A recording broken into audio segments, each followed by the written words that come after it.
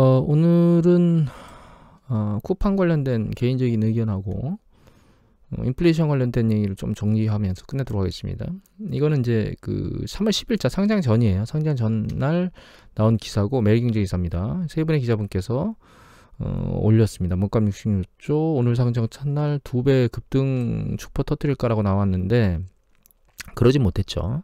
이 내용 중에 제가 여러분들한테 보여드리고 싶은 기사 내용이 있어서 그 부분을 좀 보여드리려고 이걸 했는데, 여기 보시면 쿠팡 가치 기업이 66조라는데 지금 이제 시총이 100조입니다. 그런데 올해 매출 예상이 20조니까 PSR 5배로 거래되고 있거든요, 현재. 지금 시가총액 비중으로 보면. 근데 여기 보시면 알리바바가 5배예요. 아마존은 3.5배입니다. 그런데 중요한 건 알리바바 아마존의 시장 점유율이 56%, 47%예요. 그 시장 안에서. 쿠팡은 10%가 좀 넘는 걸로 저는 알고 있거든요. 그러니까 쿠팡이 절대적 강자가 아니라는 겁니다. 그런데 이런 상황에서 시총이 100조다? 근데 우리나라 이거 시가총액 비중대로 쭉 나열한 거거든요. 시총이 100조면 여기에 SK 하이닉스 수준만큼 와 있다는 뜻입니다, 지금. 이게 지금 LG화학이 66조거든요. 과연 쿠팡이 그 정도의 시장을 가지고 있나? 라는 생각. 시장 규모. 쿠팡이 가질 수 있는 시장은 국내거든요. 국내 시장이 과연 그렇게 클 수 있을까라고 하는 부분을 생각해보면 전 세계를 대상으로 시장을 가지고 있는 삼성전자 하이닉스에 비견할 만할까라고 하는 생각들을 좀 해봐야 됩니다, 개인적으로. 저는 그렇게 생각하고 있습니다. 그리고 유통업종만 나열된 걸 보면 이 유통업이 여기거든요. 이마트, 롯데, 현대, 백화점 이렇게 있는데, 여기 보시면 뭐 이게 시총인데 비슷한 부분이 없고 그냥 유통업의 전체적인 부분을 다 가지고 있는 것이 이마트라 그러면 한 5조 정도 되고요. 네이버가 62조 정도 되거든요. 네이버가 여기 있네요. 네이버가 62조 정도 됩니다. 그러니까 지금 현재 100조에 거래되고 있는 쿠팡은 개인적으로는 거품이 많이 꼈다고 볼 수밖에 없다고 보고 있습니다. 물론 말씀드렸던 개업발 때문에 개미들이나 이런, 그러니까 투자자들이 여기에 호응을 할 수 있긴 한데, 장기적 추세의 관점에서 놓고 보면 쿠팡이 과연 긍정적이겠느냐라고 하는 부분에 대해서는 저는 전혀 긍정적일 수는 없다라고 하는 부분, 전혀라는 표현은 너무 심한 것 같고 좀 그렇지 쉽지는 않을 것이다, 이렇게 생각을 해야 될 것 같아요. 그래서 이것들을 뛰어넘어가려면 요새 매물로 나온 이베이를 잡아야 되거든요. 이건 동아일보의 이베이 코리아와 관련된 내용입니다.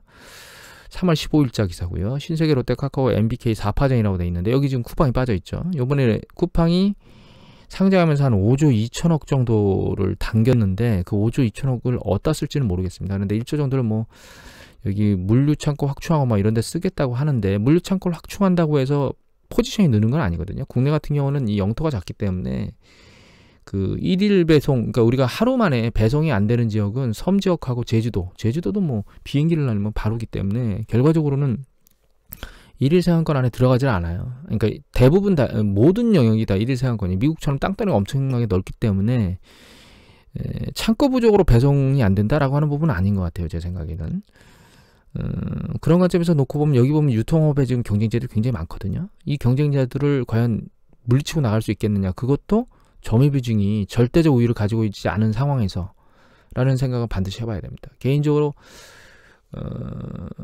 이런 질문을 던져야 되는데, 이미 많이 말씀드렸지만 내가 과연 그 온라인 유통몰에서 물건을 살 때 어떤 이점 때문에 물건을 사는가, 그러니까 그 해당 유통업 그러니까 온라인 유통도 결과적으로는 충성이잖아요. 충성도인데 거기에 가서 무조건 검색하고 무엇인가를 하는, 그런데 내가 꼭 반드시 쿠팡에 가서만 검색하나? 이런 부분들을 한번 고민을 해봐야 돼요.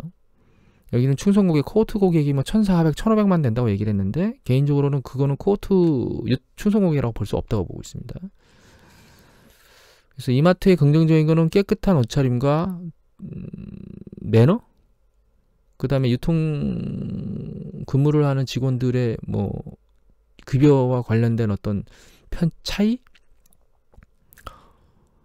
이런 거 말고는 제가 그 쿠팡이 유리한 이유를 모르겠습니다, 개인적으로.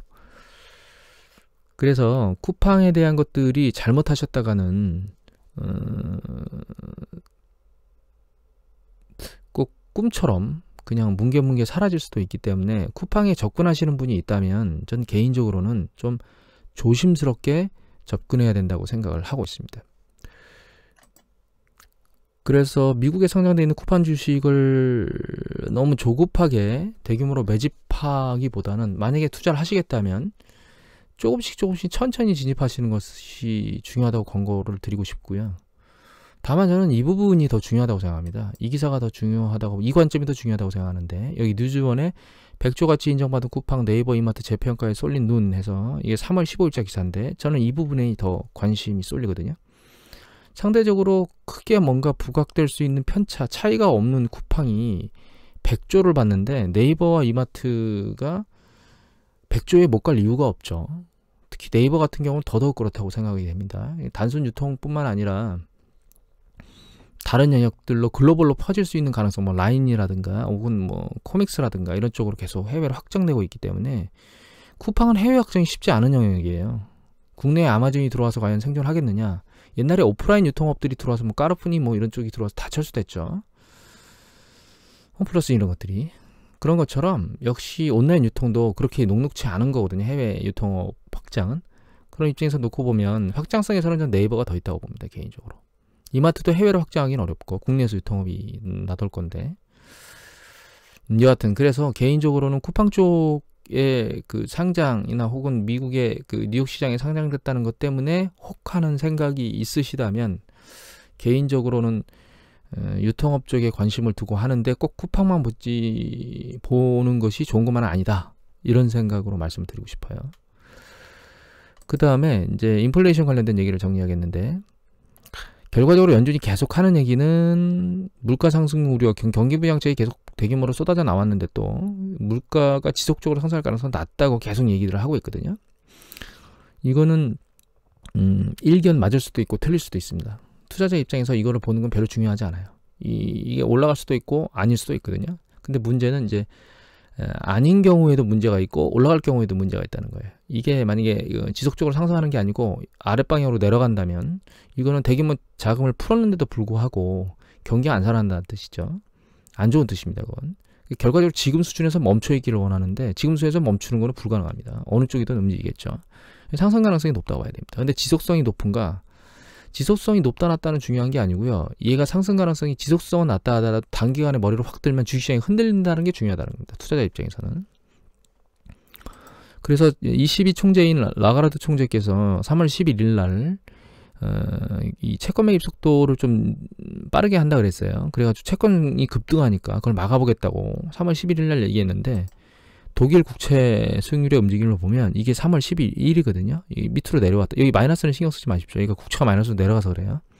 밑으로 내려갔다가 다시 상승하는, 채권 수익률이 거꾸로 다시 올라가는, 마이너스가 줄어드는 패턴으로 바뀌어 있고, 10년 국채 수익률 역시 한번 확 튀었다가 좀 조용해지는 것 같더니, 여기 보시면 여기가 10일이고 11일 날 좀 아랫방향으로 내려오는 것 같더니 굉장히 빠른 속도로 튀면서 이제는 1.6을 넘어가 있는 상태입니다. 오늘 아침에 지금 미국 선물 지수가 마이너스대로 빠지고 있거든요. 나스닥이나 이런 것들이 지난번에 한번 그건 봤었죠. 장기 이동 평균선이 다우 같은 경우에는 뚫고 올라갔고 전고점을, 그 다음에 S&P 500 지수 같은 경우에는 전고점에 걸려 있는 상황이고요. 나스닥 같은 경우에는 전고점까지 못 올라오고 넥라인만 뚫고 올라왔거든요. 이게 추세가 계속 올라갈 것이냐, 곧 계속 이 탄력으로 받고, 이 부분에 대해서는 지금은 이미 말씀드렸던 이쪽이다 저쪽이다 판단해가 지금 어려운 상황이기 때문에 눈치 보기를 할 수밖에 없다라고 보고 있고, 또 한 가지 중요한 이슈 중에 하나가 여기 보면 인플레이션 우려가 없다라고 외치는 옐런, 부채 관리 필요의 목소리는 확대했다. 그래서 아시아 경제 기사고 3월 15일자 기사인데, 이분이 말하는 얘기는 여기 밑에 보면 이게 있죠. 70년대와 같은 지속적인 고인플레이션은 절대 예상하지 않는다. 이거는 절대적으로 동의합니다. 저 역시. 왜냐하면 70년대의 고인플레이션은 오펙에서 그 석유를 인위적으로 공급 충격을 줬기 때문에 인위적 공급 조작을 해서 밀어올렸던 인플레이션이기 때문에 결과적으로는 지금 현재 원자재 쪽에서 가격이 올라가는 거는 카르텔, 그러니까 그 유가 카르텔과 같은 카르텔이 공급을 줄여가지고 뭔가 쥐어짜겠다. 그래서 가격을 올려서 내가 이익을 얻겠다라고 하는 구조로 만들어지는 게 아니고, 서플라이 체인에 문제가 생겨서 코로나 팬데믹이나 하여튼 이런 거하고 연결돼서 수급이나 이런 부분이 꼬이면서 혹은 생산할 수 없는 어떤 상황, 이런 것들이 발생하면서 이 인위적으로 발생한 게 아니고 단기적으로 발생한 충격이라고 보고 있거든요. 그래서 70년대 같은 고인플레이션은 일어날 수가 없을 겁니다. 다만 예전에 차트도 보여드렸지만 고인플레이션 시기 하에서도 주식시장은 추세를 타고 올라갔다는 점이에요. 그게 더 중요합니다. 사실은 고인플레이션이 발생한다 하더라도 주식시장은 아랫방향으로 곤두박질 칠 수 있는 가능성이 있긴 하지만 결과적으로는 인플레이션을 따라 추세적으로 올라갈 거라는 거죠. 이제 문제는 그러면 내가 밑으로 떨어졌을 때 받을 수 있는 현금이 있느냐 없느냐라는 거예요. 최악의 경우는 그렇다는 겁니다. 하지만 이미 말씀드린 것 때문에 인플레이션 우려는 없다고 보고 있어요. 70년대까지는. 그리고 그거 인위적인 그 원자재 가격 조작 행위 말고도 온라인 유통이라고 하는 것이 결과적으로는 물가를 내리는 압력으로 작용합니다. 왜냐하면 검색을 통해서 가장 낮은 수준의 서비스나 제품을 우리가 판단할 수 있는 그 주도권이 지금은 소비자한테 넘어가 있습니다. 70년대 그렇지는 않았죠. 그리고 이제 2000년대 이후에 원자재 가격이 폭발적으로 올라가면서 그 물가가 낮았던 골디락 시스템이 만들어졌던 건 중국에서 그 낮은 수준의 공산품이나 이런 것들을 만들어서 전 세계로 뿌렸기 때문에 만들어졌던 시스템이거든요. 근데 지금 그런 상황까지 생각할 수는 없어요. 이제 중국 쪽에서 뭐 베트남 쪽이나 동남아시아 쪽으로 공장들이 넘어가기 때문에 그러니까 이 얘기는 왜 드리는 거냐면 글로벌이 유통업이나 이런 부분들이 그러니까 글로벌화 되면서 그 가격 단가가 세지면 그런 쪽에서 뭔가 물건을 조달해서 이제 각 해외로 글로벌로 뻗어져 나가는 그런 시스템적인 혹은 사업적인 부분이 원활하게 잘 일어나고 있기 때문에 70년대 같은 인플레이션이 일어날 수가 없습니다. 결론적으로 지금 시장에서 놓고 보면 지금 현재 인플레이션에 대한 우려는 장기적 주식 투자에 대한 우려에 이용될 수 있는 호재는 아니에요. 그러면 이 호재는 뭐냐? 단기적으로 주식시장이 조정받는 것에 대한 이슈일 뿐이라는 겁니다. 그런데 이 단기적으로 조정받는 이슈에 대해서 어느 정도 조정받을 수 있을지가 예측이 현재 불가능한 겁니다. 사실은. 이번에도 여지없이 주식시장이 일정 수준 잠깐 내려왔다가 그것도 나스닥만 상대적으로 많이 밀렸다가 다시 올라가는 패턴을 보이고 있고 S&P 500 지수나 다우 같은 경우는 사실 조정받았다고 얘기하기도 부끄러울 만큼 조정이 작았어요. 그리고 다시 머리를 윗방향으로 들고 있는데 10년 국채 수익률은 아직은 끝난 거가 아닌 것 같다라고 하는 시그널을 던지고 있고 결과적으로 이 부분에 대해서 안정화가 되려면 지금 시선은 여기 보면 서울경제 계속 말씀드렸지만 FOMC 16일날 열리는 FOMC에 몰려있다고 봐야 됩니다. 16일날 FOMC에서 이 얘기에 대해서 과연 답을 줄 수 있겠느냐? 개인적으로 저는 아무런 답도 안 나오고 지금까지 얘기했던 것만 나올 것 같아요. 인플레이션 큰 문제 없을 거고 지속 가능성이 일어나지 않을 거며 만약에 인플레이션이 발생한다면 그것에 대해서 충분히 대처할 수 있는 도구는 가지고 있다라고 하는 이런 형태의 그냥 원론적인 대답만 나올 거라고 생각하거든요. 그때 시장이 어떻게 반응할지를 지켜봐야 될 것 같습니다. 그 FOMC 회의 전후를 통해서 시장이 어떤 방향으로 움직이는지에 따라서 추세의 방향성이 결정될 것 같다고 생각을 하고 있습니다. 지금까지는. 그래서 이번 주는 눈치 보기가 계속 되지 않을까 이런 생각을 개인적으로는 하고 있고요. 일단 오늘 장이 열리는데 오늘 열려보면 1.6까지 올라간 이 부분이 아시아 시장서부터 미국 시장까지 어떻게 영향을 미치는지가 일단 가장 중요할 것 같고 그 영향이 약세 쪽으로 움직이게 되면 이때 또 제롬 파월 그러니까 16, 17일 날 연준 쪽에서 회의 나온 것 그것에 따라서 추가적인 충격이 또 있을 수 있을 거다라고 하는 생각을 가지고 열심히 눈치 보기를 할 생각을 하고 있습니다. 시장이 과거와 같았다면 길게 놓고 보면 사실 아주 단순합니다. 시장은 위로 갈 거야. 위로 갈 거니까 그냥 매집하면 돼. 두 번째.